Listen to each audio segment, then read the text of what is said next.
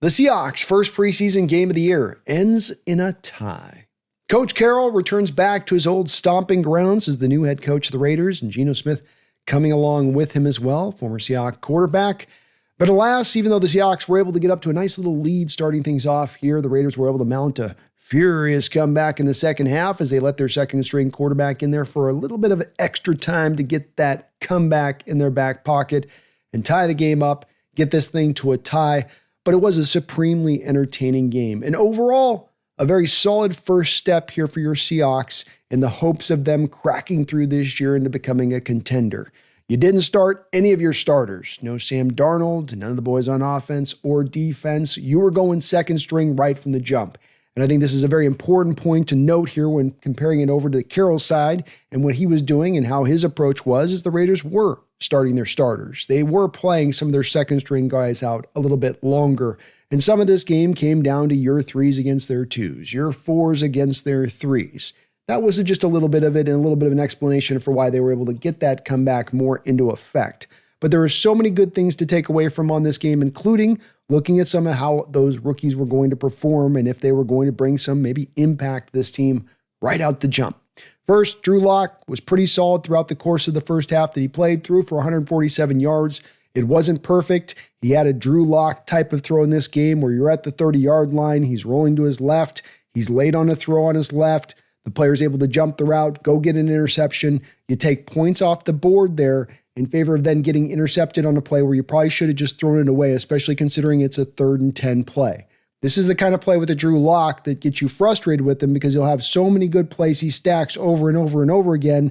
And then here comes this one randomly in chaos that's really unprovoked. He wasn't under pressure. He didn't have to make that throw. It's 3rd and 10, which is a very low completion percentage kind of down in distance. Just take the L, take the field goal, and it does rise up and really factor in on this game because if you got that one extra field goal, you got those 3 extra points, you get that dub with it. And you're not able to get that because of that a little bit, just from that side of it. But Drew was solid, didn't make any other real major mistakes in this game, showed off some of that arm strength, some of that quick delivery in tight spaces to get some balls in the right spots against the Raiders, who were blitzing a little bit against the Seahawks here. They were dialing it up just a little bit. The story in the first half, though, was really George Hani and the defense. He carried the ball 7 times for 61 yards, and he really ran well. This was not merely the Seattle Seahawks opening holes around the line of scrimmage and him able to just bust them off the back of those big holes. There was some good holes. There was some good push by the offensive line, but this was also Hani at times getting around the tackler that was right there in the hole that was ready to greet him, or breaking that one tackle to extend the run just a little bit longer as he did on that touchdown run where he was able to sneak the ball in just by the plane. And he ran really good. He showed quickness. He showed good change of direction. He seems to be a really good fit to this offense. And I can't help but think, man, if he looks this good in wide zone, what happens when we get an even a little bit quicker, an even a little bit faster guy in Kenneth Walker into this offense? The line out there, the opening ones, if you were, did block pretty well. They opened up some holes in the running game. Klint Kubiak's play calling was really on point, and I think you got to feel a real strong difference between a Grubb to a Kubiak in the amount of plays that you had under center and the amount of play actions that you were playing from under center, and then how that kept the Raiders back a little bit on their pass rush. They couldn't come through as fast and furiously because they weren't as sure that you were passing the ball. And you maintained that 50-50 balance throughout the course of this game. Just another part that you would expect to be getting from Kubiak throughout the course of this season. And that's what you got in this football game. So I think it was a good snapshot for what he can bring to play, sometimes moving the pocket, being able to always keep the defense on its back foot. First drive that you had in this game, he was kind of a lot in shotgun. So he could run different offshoots of play out of that similar formation. Comes back on the second drive with more of the 2 tight end looks, sometimes using the fullback in addition to that. But again, giving them some similar looks throughout the course of that drive that he can work different wrinkles off of. He's a very smart offensive coordinator with a plan, an approach that is going to work, and partly why your running game was so effective today was because of that balance and because of that unpredictability from Kubiak where you really can't play in and play out, absent maybe being a 3rd down and 10, know whether he is going to run or pass. He keeps his cards very close to the vest in that respect of things. But Hani was legitimate. In fact, in a lot of people's mind in this game, might overtake a guy like Damian Martinez, who was one of your people that kind of did struggle in this game at the running back position. 6 carries, 10 yards. He just didn't look quite as quick as a George Holani. And then you have Jacardia Wright, your other running back on this roster, and he looked better than Damian this game as well. He ran well, and he busted off some big runs, and he was able to, much like Holani, sometimes shake that first tackler in the hole to create that extra run. So you feel good about the basic elements you're looking for from Kubiak in this offense with this first game. You feel good about the performances from the running back position on the back end roster guys, especially with Kenny McIntosh's injury. How about the rookies on the offense? Oots out there laying some key blocks in the ground game, also making a catch and getting upfield after the catch, showing you he's got a little bit of a well-rounded skill set he will bring to the fullback position. Torrey Horton, I'll tell you what, Drew Lock was trying to work Torrey time and time again. It speaks to how comfortable Drew Lock is with the rookie, but how much probably that rookie has also been flashing for Drew Lock in camp, that he went back to this kid over and over again. 7 targets in this game, had 3 catches. The lack of not necessarily converting all those targets to as many catches sometimes had to do with Lock getting the throw in there late or on the interception, not at the right time.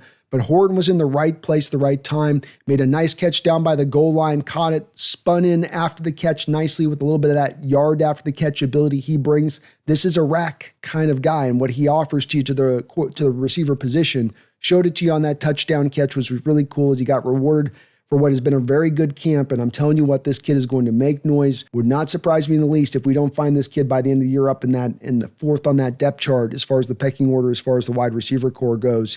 He is earning more and more playing time, I think, with every time he's walking out on the field for the Seattle Seahawks team. As I said, I think the offensive line overall did well throughout most of this game. The issues that you might have had came more down to the 3rd and 4th stringers, and a lot of that was the guys not knowing the snap count and just bad penalties. It wasn't as much as I think your 2s and your 3s. So how much do you want to feel bad as much about the 4s and their poor performance? I don't think that there's really much worthiness of unpacking that. Defensively, you started out really nicely. You put the clamps down on this Raiders offense. You were not allowing much of anything. You saw Mike McDonald showing off a little bit of flash and dash with his play calling, being willing to do a little bit of some moving parts in the pre-play, not just vanilla looks here in preseason. One play in particular where he caused an interception, and this is what I love about McDonald's scheme, is that it can force INTs. It can force quarterbacks making bad decisions. You start off with a 5-man front in front of the quarterback. Give him 5 men. Make it look like a fire zone blitz. Then you drop essentially that extra defender, that 5th man, out into coverage post-snap, and then you bring 2 other defenders from the opposite direction. The pass protection is already set up for the 5-man front. Now they're gliding in like this. You get a free rusher coming from the high side of the formation. O'Connell, the quarterback at the time, gets hit, has to make an errant throw. The ball gets easily intercepted by Nehemiah Pritchett. But that is a play that is really set up by Mike McDonald's scheme and him setting up the offense in that way. And this is what makes him such a brilliant mind, is not only does he put the players in the right positions to succeed, but he can force and create these kind of major plays in football games. You saw it earlier on another drive where it's a 3rd and 7. The Raiders come up down in the shadow of their own end zone. Seahawks stack up the box with 6 men up on the line of scrimmage.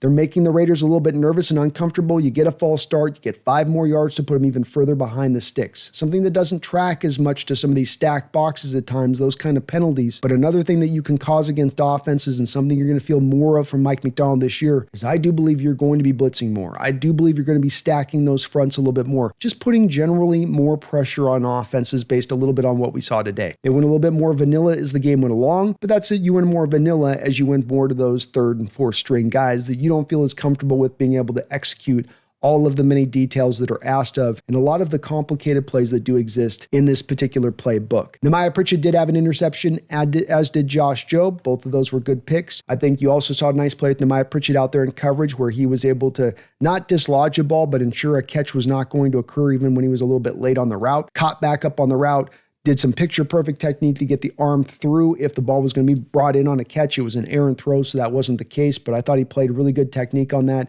and was solid in this game overall as a player and what he brought. Your corners and your other backup corners were a little bit of a mixed bag here and there. What frankly happened here is I think O'Connell really got kept a little bit extra long in this game, and then he just dinked and dunked. He's not a guy with a lot of arm strength, so he was just going to continually take what you kind of gave him, and he sort of picked on the off coverage of the Seahawks, and they were able to slowly kind of work their way up the football field. It wasn't anything really all that fancy. Ashton Genty for the Raiders wasn't able to do much running early on against the Seahawks with their more closer just like not starters, but your second string guys essentially. Some of the other running backs for the Raiders had a little bit more success as the game wound on. Again, we come down to, though, how much you want to put into this in sort of third, fourth string-ish type of guys. Tyreek Smith was the guy probably supplying the most consistent pressure off the edge. He's got some good first step quickness. Part of one of those remaining few parts from the old Russell Wilson trade, although he is here now on his second stop. Mike Morris was also active down there on the defensive line, be it TFL, making tackles in the run game, creating some pressure on the quarterback here and there. He wasn't necessarily dominant, but, he was flashing a little bit as well. The linebackers, the backup linebackers were all right today. I don't think there was anything of notable. I would offer about the same at the safety position. You didn't get as much of Nick Emawari in this game, though early on he came backside on a play in the run game and was able to make a really fine tackle on that side of it, but they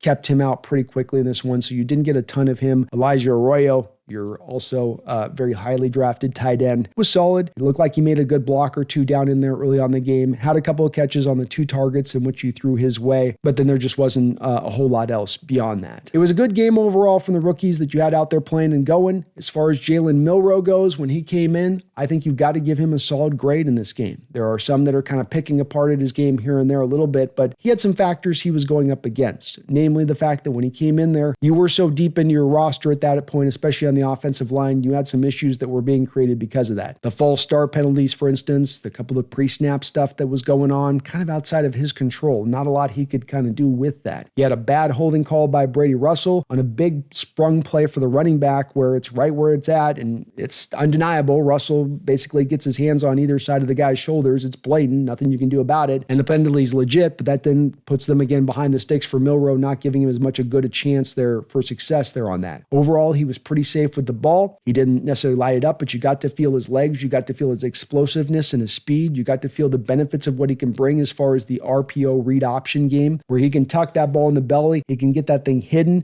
He can pull it away really late. And then when he pulls it late, he can get out there on that edge and he's up the field in a heartbeat. You felt on a couple of those where he's got that edge crashing down, he sticks in the belly, and he's so good at this, having run it for a couple of years at Alabama, he can really read at the point in time when he knows that he can give it to the back and give the back the free run up the field where he doesn't have to worry about the edge, where he can get around the outside of the shoulder of that edge if he happens to keep it. But that's going to be a good element he brings. That's going to be part of that 6 to 7% of the offensive plays you see him out there for, running this type of stuff, and it's going to be a hell of a curveball you're going to be able to throw NFL defenses throughout the course of this season. But a good, encouraging opening start for Milroe. Wasn't perfect. He didn't light the world on fire. I know many fans were hoping for fireworks from the gate with Milroe, but it was a solid first step, and I just asked the fans to please be patient with this kid and not to jump to conclusions, to give him time to develop. Because if we can give him a couple of years to develop, I think that's when you're going to get the best version of him. And you get some small points of decision-making in this game that you can see down the line will be corrected. You're on 3rd and 1 and you're rolling out. You got your legs. Go get the first down. Keep the chains moving. Instead, sort of throws a haphazard ball late back across his body, trying to fit into a tight window that is easily an incompletion. He'll learn from that type of situation. And on the 2-minute drive, didn't get much easier there, a little bit confused on what he was seeing there. He'll learn in those situations. But you saw some good arm strength for him. You did see some good throws for him.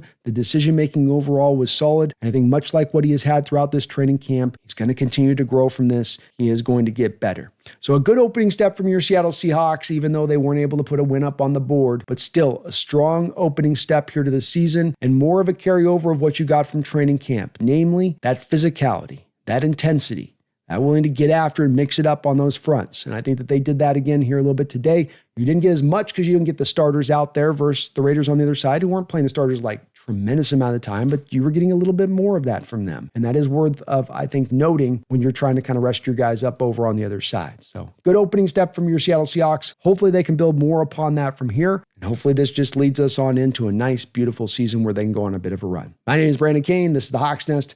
Please hit the like button. Please subscribe. But beyond all that, don't you ever forget, go Hawks.